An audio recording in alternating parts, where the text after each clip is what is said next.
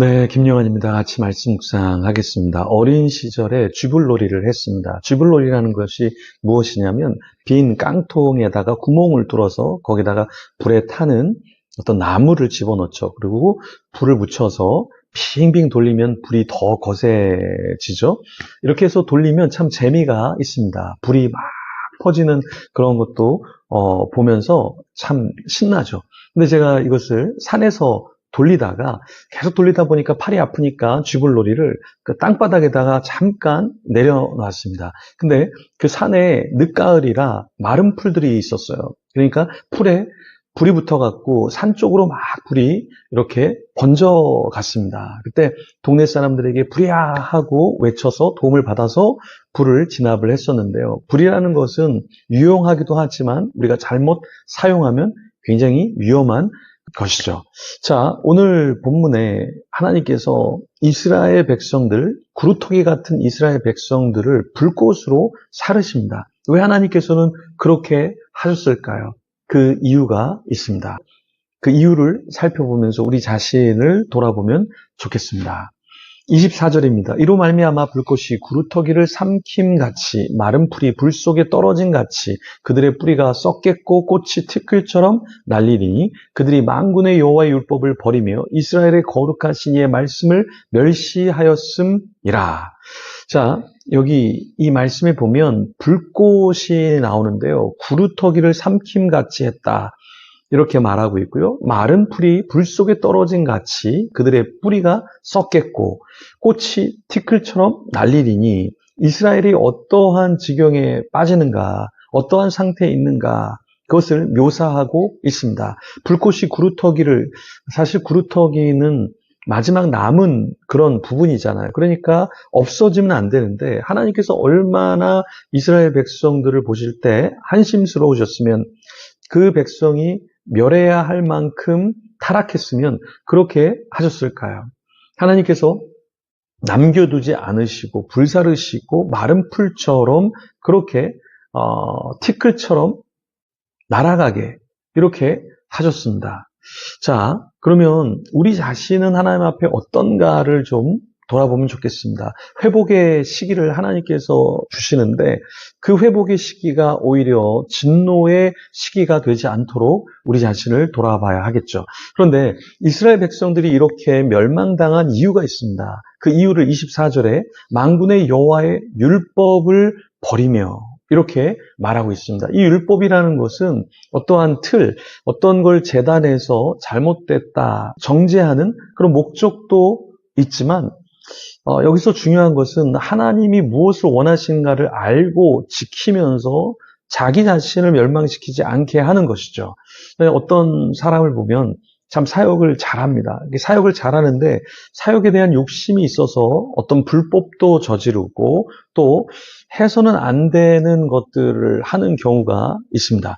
이런 경우에 결국에는 어떻게 되냐면 아무리 사역을 잘 쌓아 올려도 하나님의 율법에 맞지 않으면 그 모든 것들은 다 어떻게 됩니까? 무너져 버리게 되는 것이죠.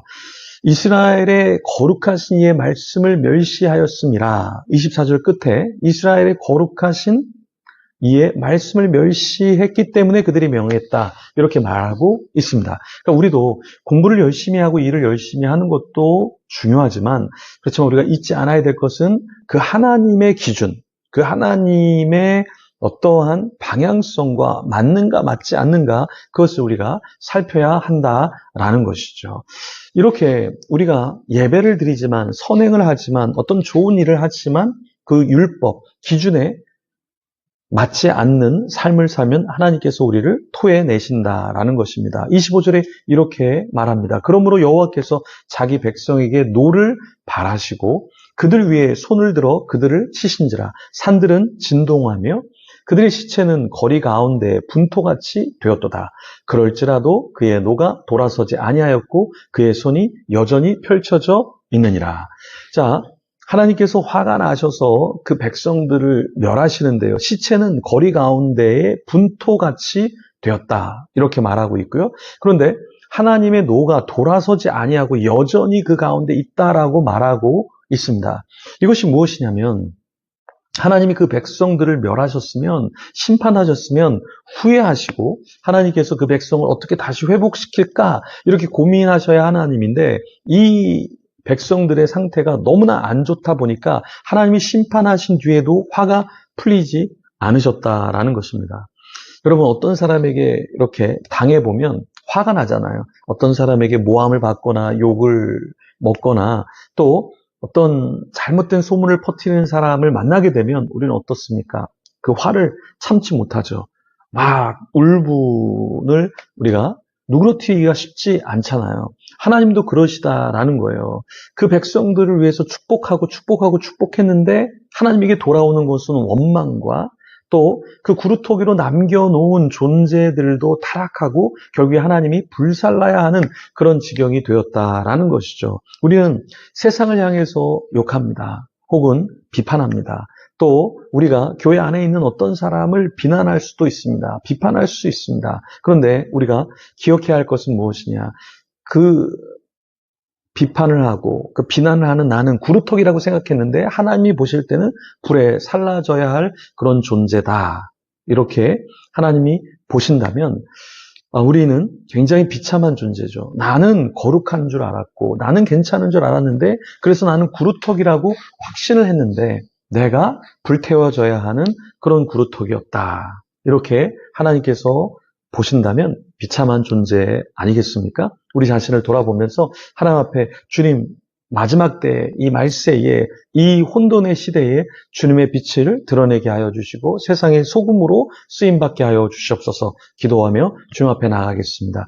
하나님 감사합니다. 우리에게 이 말씀을 주시니 감사합니다. 때로 나는 의롭고 다른 사람들 의롭지 않다 생각했는데 그래서 내가 구루토기와 같다 생각했지만 이 말씀을 비춰볼 때 우리도 멸함을 당할 수밖에 없는 구루토기일 수 있다라는 것을 일깨워 주시니 감사합니다. 하나님이 화를 내시고도 그 화가 누그러뜨려지지 않는 그런 상태가 아니라 먼저 회개하게 하시고 먼저 주님께 나아가 주님을 예배하며 주님의 마음을 시원케 하는 자 되게 허락하여 주시옵소서. 오늘 하루도 주님과 동행하게 하여 주시옵소서. 감사합니다. 예수님 이름으로 기도드립니다.